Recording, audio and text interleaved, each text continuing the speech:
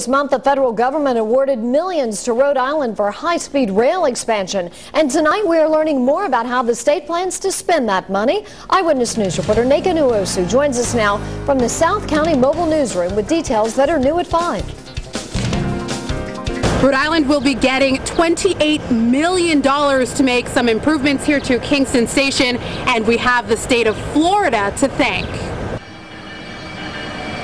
The Ocean State is one of 15 states to share $2 billion in federal funds for improvements to high-speed rail. Florida's governor turned down the money earlier this year. There's a 2-week deadline for the announcement and getting the applications in. We submitted 3 applications, 2 of which were successful, so it's great. Most of Rhode Island's funds will go to improvements at Kingston Station, including an additional 1.5 miles of track.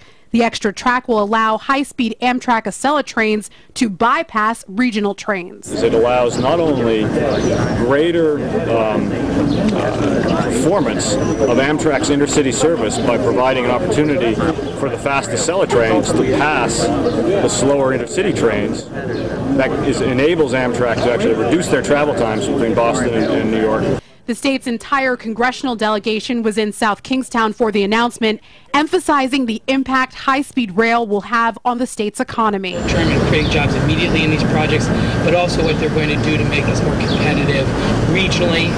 And some other improvements that will be made to the station here will include improving the platforms to make it more accessible to people with disabilities.